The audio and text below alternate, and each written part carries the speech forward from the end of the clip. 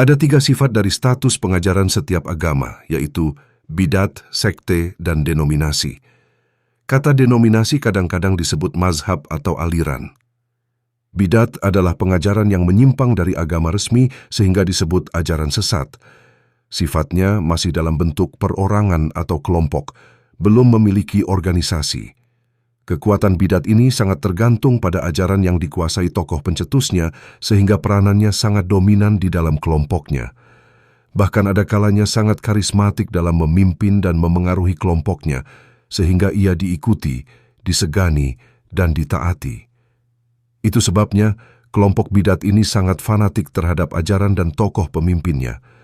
Fanatisme agama lahir dari ketidaktahuan suatu ajaran secara memadai tentang ajaran agamanya, sehingga ia sangat tergantung terhadap pemimpin agama tersebut.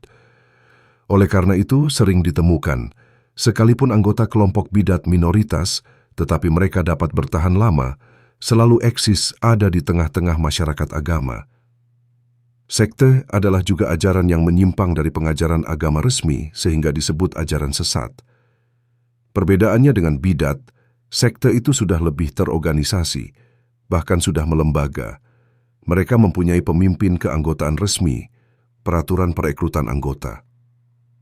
Tujuan pembentukan atau pendirian sekte sama dengan tujuan pendirian bidat.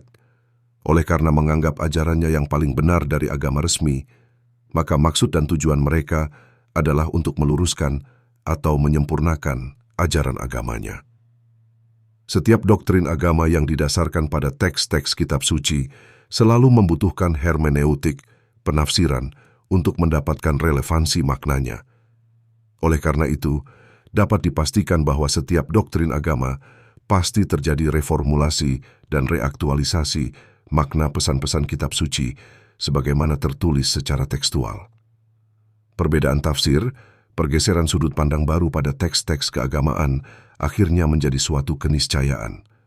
Muara dari pencarian kebenaran teks-teks keagamaan itu adalah didapatkannya pandangan dan makna ajaran baru.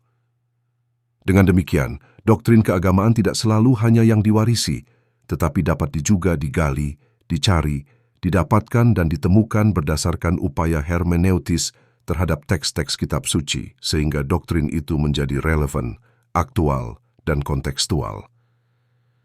Upaya penggalian secara hermeneutis terhadap kitab suci tersebutlah yang melahirkan denominasi, mazhab, atau aliran doktrin keagamaan. Denominasi bukan ajaran menyimpang dari agama resmi. Denominasi tidak sama dengan bidat atau sekte. Denominasi adalah temuan baru tentang ajaran agama yang selama ini tersembunyi, belum terungkap, yang baru diketahui berdasarkan tindakan hermeneutis kitab suci.